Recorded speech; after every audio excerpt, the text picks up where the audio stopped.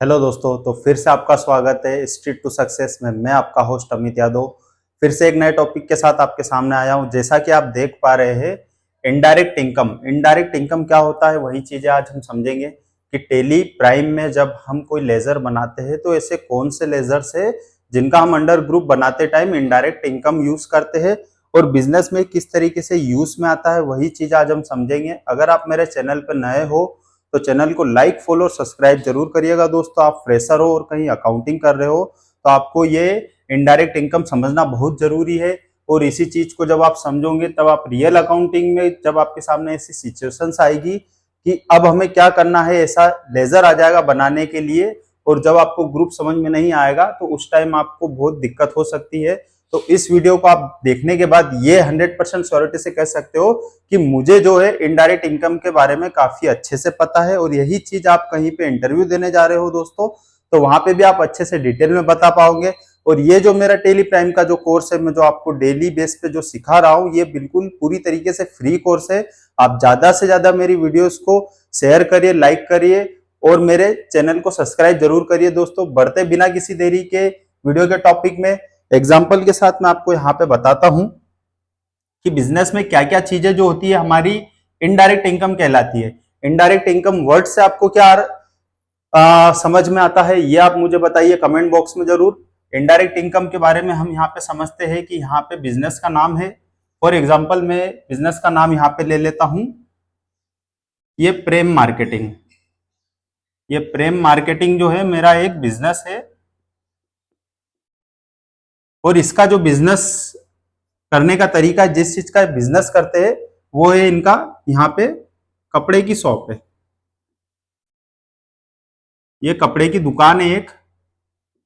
तो ये इनका क्या कहलाएगा, अगर ये कपड़े किसी से खरीद रहे हैं, परचेस कर रहे हैं या सेल कर रहे हैं, तो ये जो इनका कहलाएगा ये गुड्स कहलाता है दोस्तों। ये इस चीज का बिजनेस करते हैं, ये इनका क्या कहलाता है, गुड्स। तो गुड्स से जो भी आपको इनकम आती है, यानी जो प्रॉफिट होता है गुड्स के ऊपर, ये आपका जो भी आपका साल के आखिरी में ये प्रॉफिट होता है, ये आपकी इनडायरेक्ट इनकम नहीं कहलाएगी, क्योंकि आप तो इस चीज का बिजनेस कर रहे हो। इसके अलावा क्या क्या चीजें आती है जो हम इनडायरेक्ट इनकम के ग्रुप में ले जाते हैं, वही चीजें मैं आपको बता देता हूँ step by step, one by one यहाँ पे।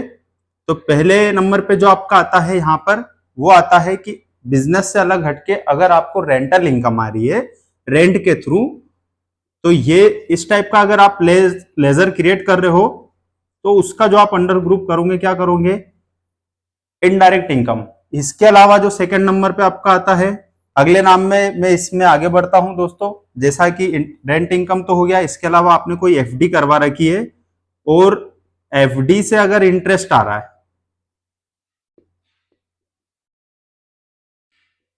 तो इस टाइप का अगर आप कोई लेजर बनाते हो तो ये भी आपका क्या कहलाता है, इनडायरेक्ट इनकम कहलाता है। इसके अलावा दोस्तों आगे बढ़ते हैं, तीसरे नंबर पे आता है, अगर बैंक्स के थ्रू आपको कोई इंटरेस्ट रिसीव हुआ है अकाउंट में, तो वो भी आपका क्या कहलाएगा, इनडायरेक्ट इनकम कहलाएगा। ये बैंक के थ्रू अगर आपके पास कोई इंटरेस्ट आया है तो उस लेजर को बनाते टाइम हम क्या करेंगे, उसका अंडर ग्रुप करेंगे जो इनडायरेक्ट इनकम करेंगे दोस्तों। इसके अलावा और क्या आ सकता है इसमें, आप बताइए मुझे। आपके पास सपोज मान लीजिए कोई एक कार है, आपने बिजनेस के नाम पे एक कोई कार परचेस कर रखी है जो आपने असेट्स में बता रखी है, फिक्स असेट। अगर उस कार को आप 4 साल बाद बेच देते हो, जो कि आपकी फिक्स असेट कहलाती है, अगर ऐसी कोई कार बेचते हो, इस पे जो प्रॉफिट होता है तो वो प्रॉफिट को भी आप कहां पे एंट्री करके ले जाओगे, इनडायरेक्ट इनकम में दोस्तों। तो इस तरीके से 4 से 5 नाम आते हैं। इसके अलावा आप जिस पार्टियों से माल खरीदते हो, उन सप्लायर से अगर कोई डिस्काउंट रिसीव होता है, यहां पे मान लीजिए ये डिस्काउंट रिसीव हुआ है,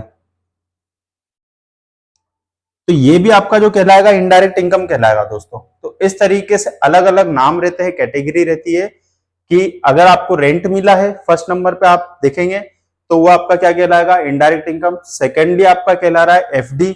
एफडी से अगर कोई इंटरेस्ट रिसीव हुआ है आपको तो आपका इनडायरेक्ट इनकम कहलाएगा।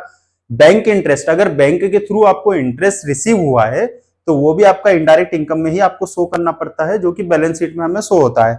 इसके अलावा कोई असेट्स है, जो आपके पास पहले से आपने बेची, मान लीजिए आपने उसे 1 लाख रुपए में खरीदा है, उस पर डेप्रिसिएशन चार्ज करके 2 से 3 साल में उसकी वैल्यू आपने बुक्स में 70,000 बता दी है, 70,000 हो गई है। लेकिन जब आपने उसे सेल करी तो उसका आपको जो 80,000 रुपए मिल गया है 70 की जगह।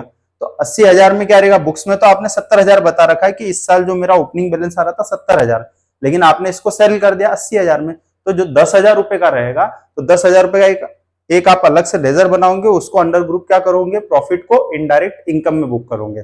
इसी के साथ आगे बढ़ते दोस्तों, जिन सप्लायर से आप माल खरीद रहे हो, जिन पार्टियों से माल खरीदते हो, और वो अगर आपको किसी स्कीम के थ्रू या आपके जो टारगेट्स रहते हैं कि सप्लायर्स क्या कहते हैं कि आप मेरा इतना माल बेच दीजिए तो मैं आपको इतना डिस्काउंट दे दूंगा।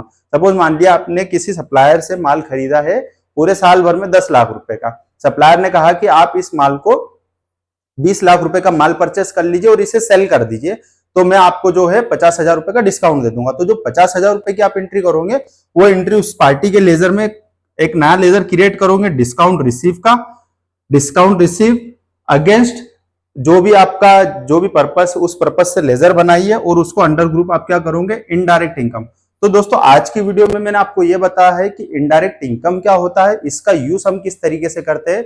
अगर आप फ्रेशर और कहीं अकाउंटिंग कर रहे हो तो आपको इस तरीके से जो मैंने आपको समझाया आज पूरा डिटेल में, अगर आप कहीं इंटरव्यू भी देते हो या कहीं जॉब कर रहे हो, तो इस वीडियो को अगर आप अच्छे से वॉच करते हो तो आपको इनडायरेक्ट इनकम के बारे में कभी डाउट नहीं रहेगा लाइफ में कि इनडायरेक्ट इनकम क्या होती है, हम इससे किस तरीके से यूज करते हैं। अगर ये वीडियो अच्छी लगी हो आपको तो वीडियो को लाइक जरूर करिएगा, चैनल पर नए हो तो चैनल को सब्सक्राइब जरूर करिएगा। दोस्तों मिलते हैं नेक्स्ट वीडियो में और किसी टॉपिक के साथ, बने रहिएगा मेरे साथ।